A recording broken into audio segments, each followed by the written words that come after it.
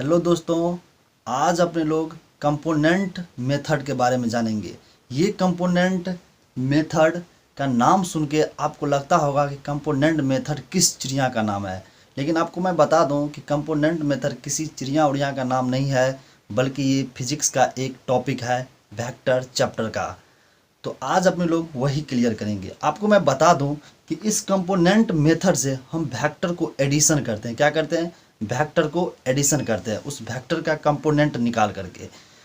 तो आपको मैं बता दूं एक बात और कि कंपोनेंट मेथड से पहले मैं दो मेथड वेक्टर को एडिशन करने का बताया हूं। फर्स्ट जो है वो ट्रायंगल लॉ ऑफ एडिशन है और सेकंड जो है वो पैरेललोग्राम लॉ ऑफ एडिशन है, जो कि मेरे चैनल पे अवेलेबल है।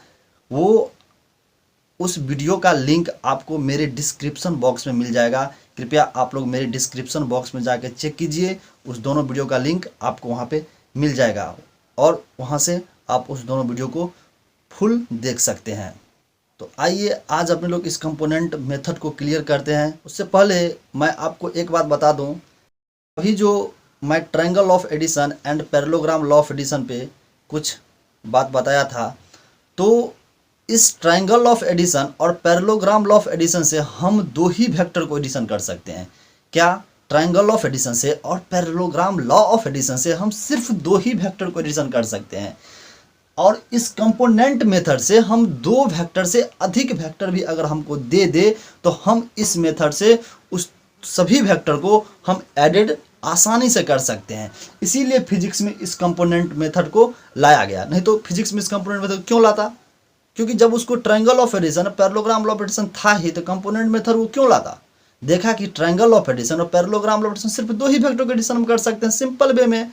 तो सोचा कि अगर दो ही वेक्टर का हम एडिशन इसको कर सकते हैं, जब हमको तीन वेक्टर कहीं पे मिल जाए, चार मिल जाए, तो हम कैसे एडिशन करेंगे? कैसे करेंगे? सोचिए थोड़ा सा। तो इसीलिए फिजिक्स में इस कंपोनेंट मेथड को लाया गया। तो आइए जानते हैं कि कंपोनेंट मेथड क्या होता है। आसान भाषा में जानेंगे कंपोनेंट मेथड क्या होता है। बस आप लोग कंटिन्यू वीडियो को देखते रहिएगा। देखिए कंपोनेंट मेथड, इस कंपोनेंट मेथड में अगर जो वेक्टर हमें दिया रहेगा उस वेक्टर का सबसे पहले हम कंपोनेंट निकालेंगे। ठीक, जैसे कि यहाँ पे देखिए एक एक्स एक्सिस और एक वाई एक्सिस कंसीडर किया गया। क्या किया गया है? एक सिंपल वे में एक्स एक्सिस और वाई एक्सिस। आपको समझाने का हमें जरूरत नहीं पड़ेगा कि एक्स एक्सिस किसे कहते हैं और वाई एक्सिस किसे कहते हैं। ठीक, यहाँ पे देखिए एक ए वेक्टर लिया गया है, ए। तो देखिए इस ए वेक्टर का इफेक्ट यहाँ पे देखिए कुछ एंगल बनाकर ये ए वेक्टर दिया गया। मान लेते हैं, मान लीजिए ये वेक्टर इसके साथ थीटा एंगल बना रहा है। कितना? थीटा। और जब ये एक्स एक्सिस वाई एक्सिस के साथ 90 डिग्री कोण बना रहा है, या वाई एक्सिस एक्स एक्सिस के साथ 90 डिग्री कोण बना रहा है, अरे भाई एक्स एक्सिस वाई एक्सिस पे 90 डिग्री कोण बनाकर रखा जाता है। इसी प्रकार से जेड एक्सिस भी क्या करता है? एक्स और वाई एक्सिस के साथ 90 डिग्री का कोण फॉर्मेशन करता है। तो ये एंगल कितना हो जाएगा? आपसे पूछ दिया जाए ये एंगल, तो ये एंगल आपका हो जाएगा 90 डिग्री माइनस थीटा। कैसे हुआ? ये आप लोग भली भांति जानते हैं। ठीक, ये एंगल, ये देखिए स्मॉल सा एंगल ये है, ये कितना हो जाएगा? 90 डिग्री माइनस थीटा। अब थोड़ा सा समझिए, ये जो ए वेक्टर लिया गया है ये एक्स एक्सिस और वाई एक्सिस के बीचों बीच लिया गया है, जो कि थीटा एंगल पे रखा गया है विथ एक्स एक्सिस के साथ। अब देखिए इस ए वेक्टर का इफेक्ट जो है वो एक्स एक्सिस पे भी है और वाई एक्सिस पे भी है।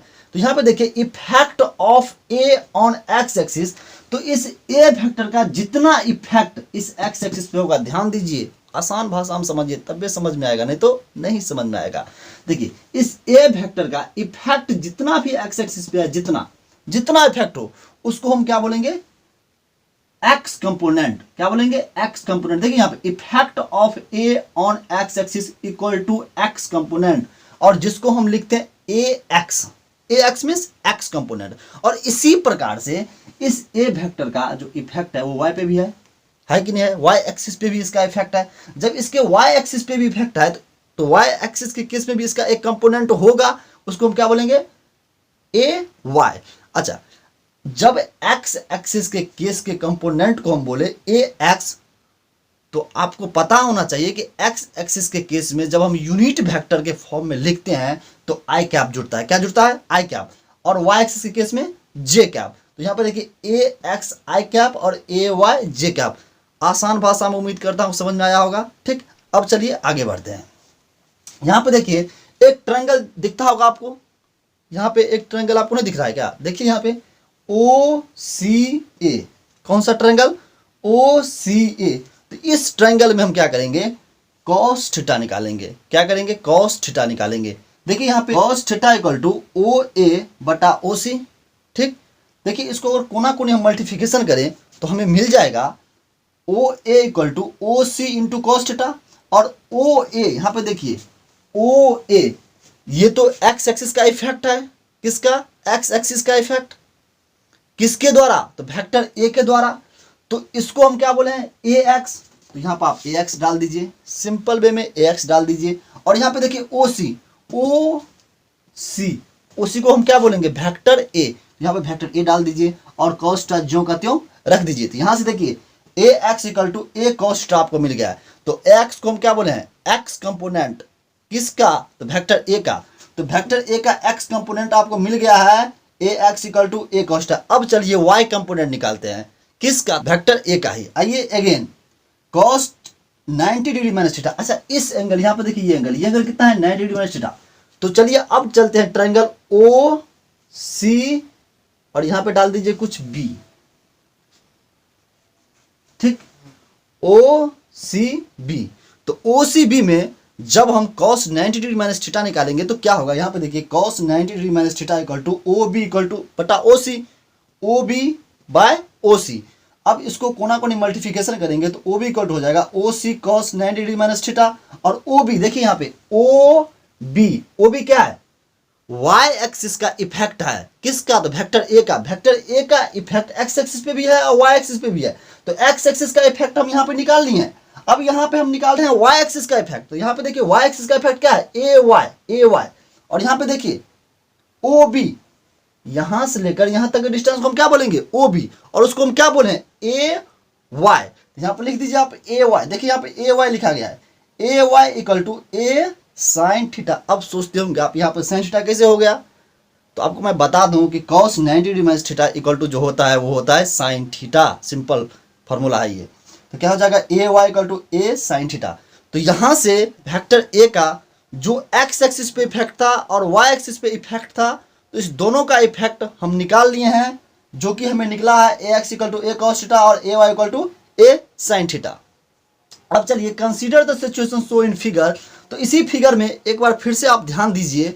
देखिए ए इक्वल टू, अच्छा आपसे यहाँ से एक बात पूछ दिया जाए कि अगर आपको एक्स एक्सिस का भी कंपोनेंट मिल गया है और वाई एक्सिस का भी कंपोनेंट आपको मिल गया है, तो आपसे बोले कि एक्स एक्सिस के कंपोनेंट और वाई एक्सिस के कंपोनेंट के केस में वेक्टर का पूरे फॉर्म लिखिए, तो आप कैसे लिख पाइएगा? देखिए वेक्टर ए इक्वल टू होगा एक्स एक्सिस का कंपोनेंट प्लस वाई एक्सिस का कंपोनेंट।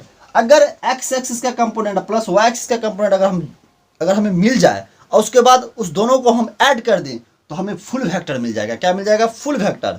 तो यहाँ पर देखिए उसी प्रकार से लिखा गया है। अब चलिए थोड़ा सा आगे बढ़ते हैं। तो देखिए यहाँ पे वेक्टर ए इक्वल टू लिखा गया है A X I cap plus A Y J cap plus A Z के कैप। तो यहाँ पे देखिए वेक्टर ए का जो इफेक्ट एक्स एक्सिस के केस में, वाई एक्सिस के केस में और जेड एक्सिस के केस में, मतलब कहने का मतलब ये हुआ कि तीनों एक्सिस के केस में लिखा गया है।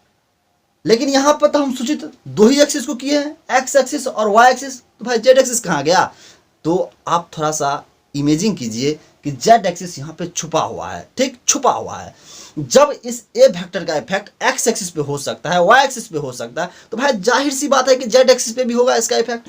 तो इसीलिए, और जेड एक्सिस के केस में यूनिट वेक्टर को हम क्या लिखते हैं? के कैप। क्या लिखते हैं? के कैप। तो यहाँ पे देखिए ए जेड के कैप लिखा गया है सिंपल वे में। अब चलिए फ्रॉम फिगर सेकंड, यहाँ पे देखिए फिगर सेकंड को भी एक कंसीडर किया। ये तो फर्स्ट फिगर था, अब ये देखिए सेकंड फिगर है। अब थोड़ा सा सेकंड फिगर पे आप फोकस कीजिए सिंपल वे में। ठीक, यहाँ पे दो एक्सिस कंसीडर किया गया है। कौन कौन सा एक्सिस कंसीडर किया गया है? एक्स एक्सिस और वाई एक्सिस। और इस केस में दो वेक्टर को हम कंसीडर किए हैं, वेक्टर ए और वेक्टर बी। देखिए वेक्टर ए क्या कर रहा है? एक्स एक्सिस के साथ θ1 एंगल बना रहा है। एक्स एक्सिस के साथ θ1 एंगल बना रहा है। और बी वेक्टर एक्स एक्सिस के साथ θ2 एंगल बना रहा है।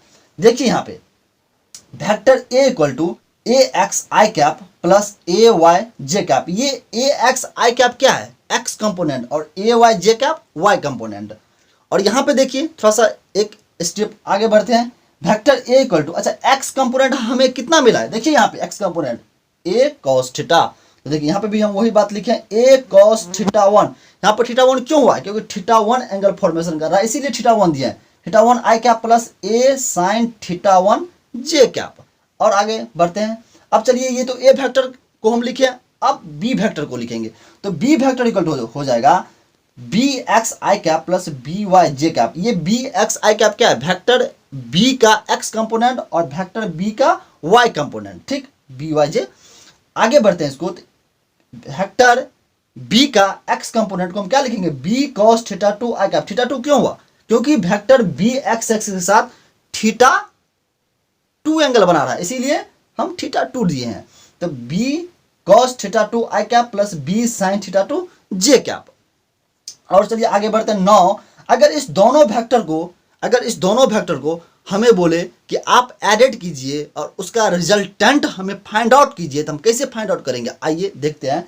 Vector A plus vector B equal to हो जाएगा A cos theta one I cap plus B cos theta two I cap plus A sine theta one J cap plus B sine theta two J cap. इस दोनों को हम add किया, मतलब कहने का मतलब ये हुआ मेरा कि इस टर्म और इस टर्म को हम एड किए हैं। और यहाँ पे देखिए हम आई कैप वाले टर्म को एक साथ लिख लिए और जे कैप वाले टर्म को हम एक साथ लिख लिए। कहने का मतलब ये हुआ कि कॉस थीटा वाले टर्म को एक साथ और साइन थीटा वाले टर्म को एक साथ। तो यहाँ पे देखिए ये जो मुझे आई कैप वाला टर्म है उसको हम मान लिए आर एक्स आई, और ये जो जे कैप वाला टर्म है उसको हम मान लिए आर वाई जे कैप। और यहाँ पे देखिए ए प्लस बी को हम रिजल्टेंट वेक्टर के रूप में आर कंसीडर किए हैं। अब ये तो अभी वेक्टर के फॉर्म में ही है, ये अभी वेक्टर के फॉर्म में ही है। अब इसके मैग्नीट्यूड के फॉर्म में हम कैसे निकालेंगे, आइए देखते हैं। यहाँ पे देखिए R equal to R X I cap plus R Y J cap, ठीक। अब हम इस आर वेक्टर का मैग्नीट्यूड निकालेंगे। तो रिजल्टेंट वेक्टर का मैग्नीट्यूड निकालने का क्या फॉर्मूला होता है, उसका विथ प्रूफ मैं एक वीडियो में निकाला हूं जो कि मेरे चैनल पे अवेलेबल है। आप बोलिएगा तो मैं उसको डिस्क्रिप्शन बॉक्स में दे दूंगा, आप हमें कमेंट कीजिए, ठीक। तो देखिए यहाँ पे आर वेक्टर का मैग्नीट्यूड निकालने का जो फॉर्मूला होता है वो होता है रूट अंडर वेक्टर ए का स्क्वायर प्लस वेक्टर बी का square plus 2ab cos theta, ये फॉर्मूला होता है।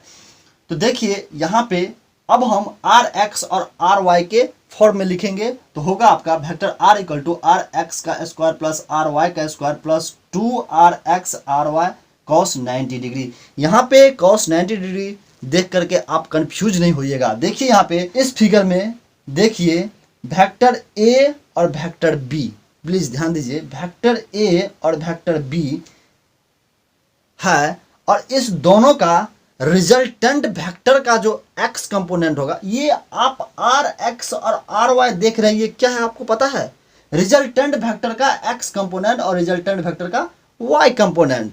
तो इस दोनों वेक्टर का जो रिजल्टेंट वेक्टर का एक्स कंपोनेंट होगा और रिजल्टेंट वेक्टर का वाई कंपोनेंट जो होगा, उसके बीच का जो एंगल होगा वो 90 डिग्री होगा। कैसे, यहाँ पे देखिए एक्स एक्सिस और ये वाई एक्सिस, रिजल्टेंट वेक्टर का एक्स एक्सिस का कंपोनेंट इसी पे होगा, इसी एक्सिस पे होगा, और वाई एक्सिस का कंपोनेंट इस एक्सिस पे होगा। तो इस दोनों का बीच का जो एंगल होगा वो कितना होगा, 90 डिग्री होगा सिंपल वे में।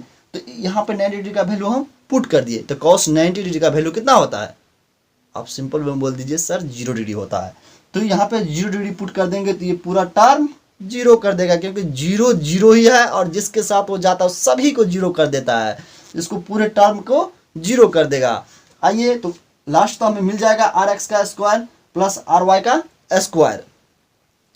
तो यहाँ पे देखिए लेट आर मेक, ये जो आपको मिला है रिजल्टेंट वेक्टर का मैग्नीट्यूड, ये देखिए मॉड के अंदर बंद किए, क्यों, ताकि आपको पता चले ये रिजल्टेंट वेक्टर का मैग्नीट्यूड है। तो यहाँ पे देखिए रिजल्टेंट वेक्टर का मैग्नीट्यूड इक्वल टू मिला है आर एक्स का स्क्वायर प्लस आर वाई का स्क्वायर, ठीक।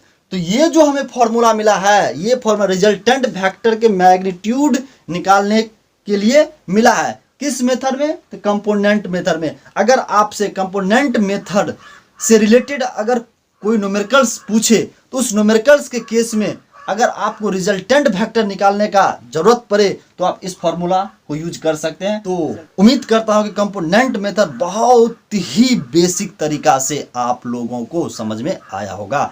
तो अब थोड़ा सा कॉन्सेप्ट को आगे बढ़ाएंगे, थोड़ा सा आप समझ दीजिए, उस कॉन्सेप्ट को क्लियर करते हैं। देखिए यहाँ पे let R make an angle alpha with X axis, यानी सिंपल वे में रिजल्टेंट वेक्टर है ये। आर क्या है? Resultant vector. वो क्या कर रहा है? अल्फा कोण बना रहा है एक्स एक्सिस के साथ। अगर इस दोनों का रिजल्टेंट वेक्टर जो होगा वो इस एक्सिस के साथ अल्फा कोण बना रहा है। तो देखिए टेन अल्फा इक्वल टू, यहां पे हम क्या करेंगे? टेन अल्फा निकालेंगे। किसका? Tan alpha. तो इस रिजल्टेंट वेक्टर का टेन अल्फा, क्योंकि रिजल्टेंट वेक्टर एक्सिस के साथ अल्फा कोण बना रहा है। तो टेन अल्फा इक्वल टू क्या फॉर्मूला होगा? जैसे कि टेन थीटा इक्वल टू क्या होता है? लंब बाय आधार, यानी पी बाय बी। उसी प्रकार समझिए, अगर लंब है तो समझिए वाई एक्सिस है, आधार है तो समझिए एक्स एक्सिस है। अगर इस प्रकार से आपसे ट्रायंगल कुछ कोई है, इस प्रकार से थोड़ा सा ध्यान दीजिए आप। अगर इस प्रकार का कोई ट्रायंगल है और यहाँ पर समझिए 90 डिग्री का कोण फॉर्मेशन कर रहा है ये ट्रायंगल, ये कौन सा ट्रायंगल है? राइट ट्रायंगल है। यहाँ पे देखिए थीटा कोण फॉर्मेशन कर रहा है और यहाँ से आपसे पूछ दिया जाए जैसे कि इस ट्रायंगल में आपको टेन थीटा निकालना है तो कैसे निकालेगा? इस थीटा का सामने का जो भुजा होगा वो क्या हो जाएगा? कर्ण हो जाएगा और ये आधार हो जाएगा। तो इस प्रकार से अगर इसको हम ए नाम दे दें, इसको बी नाम दे दें, तो आपको टेन थीटा इक्वल टू क्या निकालिएगा? Tan theta equal to B by A. तो इसी प्रकार से यहाँ पे आप देखिए टेन अल्फा इक्वल टू, अगर ये कौन सा एक्सिस है? अगर एक्सिस का फॉर्म आपको बोलेगा तो आप कौन सा एक्सिस को बोलिएगा? वाई एक्सिस और इसको एक्स एक्सिस। तो क्या हो जाएगा? R Y by R X. R Y means Y axis और R X means X axis, means X resultant vector का एक्स एक्सिस वाला कंपोनेंट और रिजल्टेंट वेक्टर के वाई एक्सिस वाला कंपोनेंट। इसको टेन को उधर लेके जाएंगे, अल्फा को इधर रखेंगे तो क्या हो जाएगा? Alpha equal to tan inverse R Y by R X. तो मेरा कॉन्सेप्ट यहाँ तक एंड हो गया। अब नेक्स्ट वीडियो में नेक्स्ट कॉन्सेप्ट जानेंगे। आप लोग नेक्स्ट वीडियो का इंतजार करते रहिए।